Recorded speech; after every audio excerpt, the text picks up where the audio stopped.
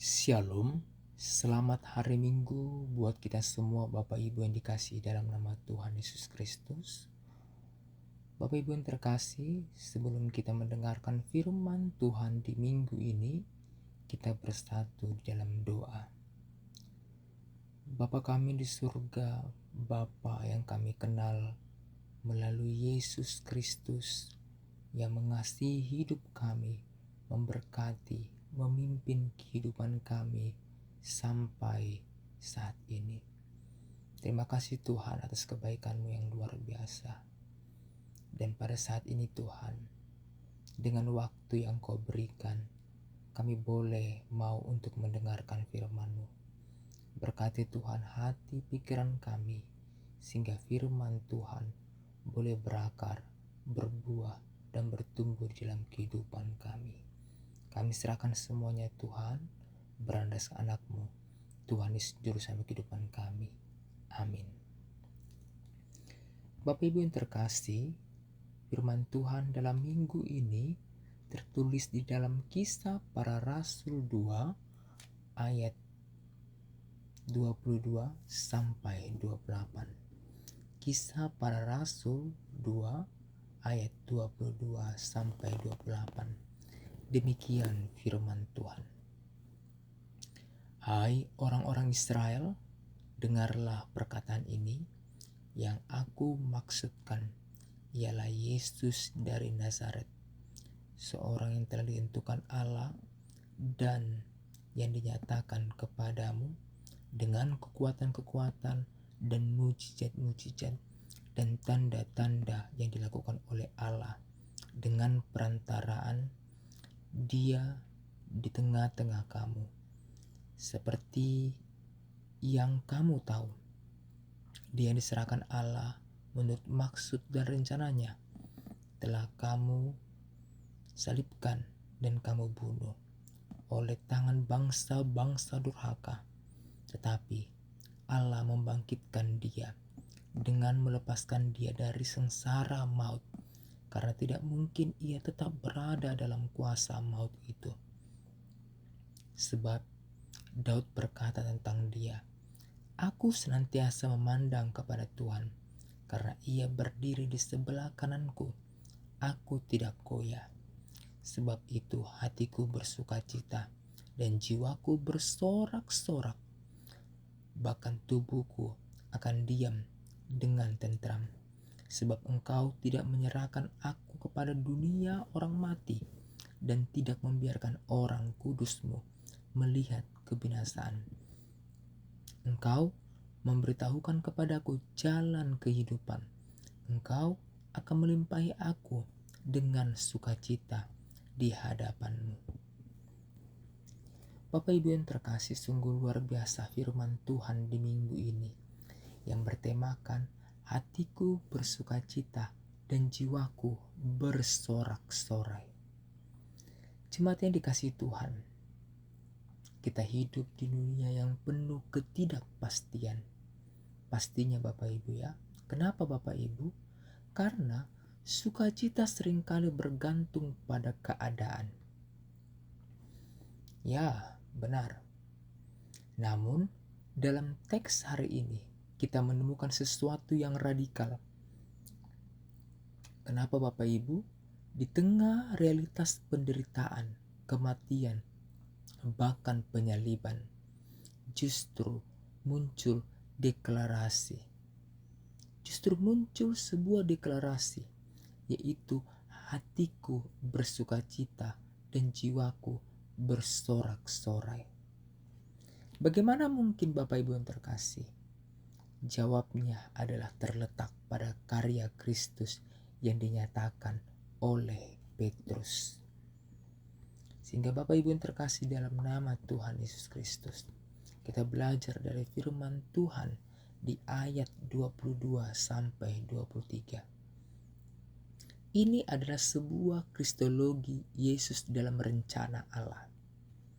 Kenapa Bapak Ibu yang terkasih? Ya, Petrus memulai dengan menyebut Yesus sebagai orang Nazaret. Itu adalah sebuah historis yang nyata. Selanjutnya, yang dinyatakan Allah itu adalah otoritas ilahi.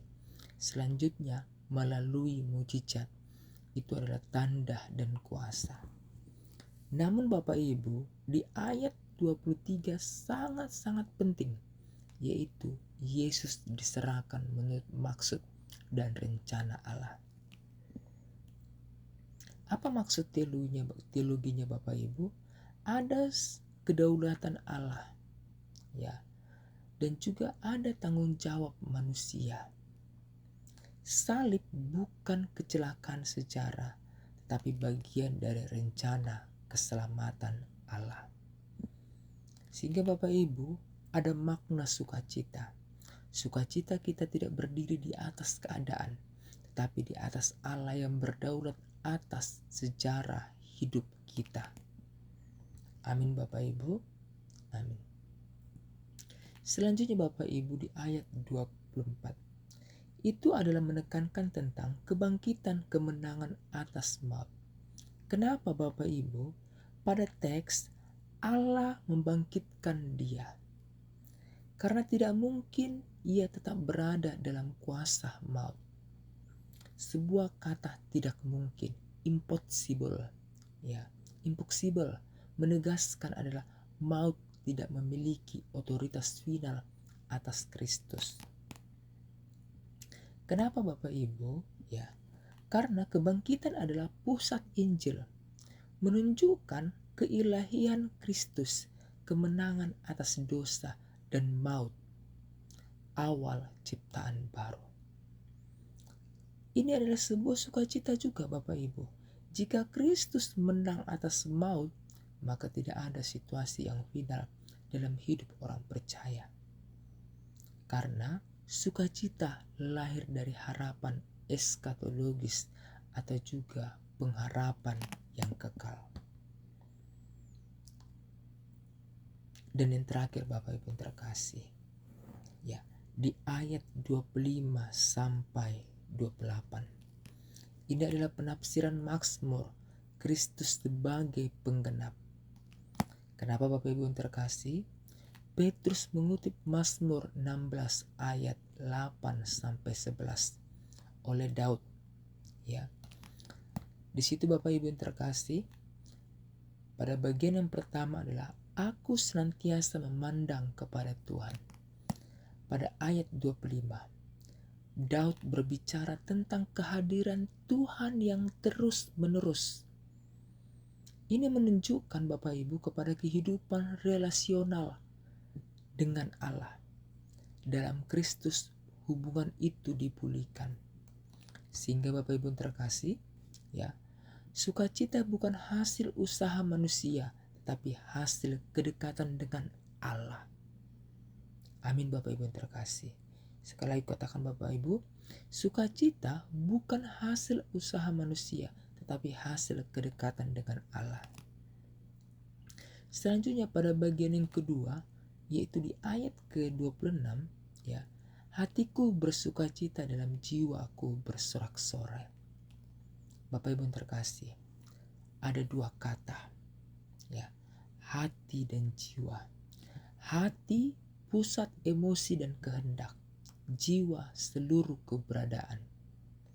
Sehingga Bapak Ibu terkasih, sukacita total bukan parsial, ya, bukan sebuah bentuk wadah, ya, tetapi ini adalah respon eksistensial manusia terhadap kehadiran Allah.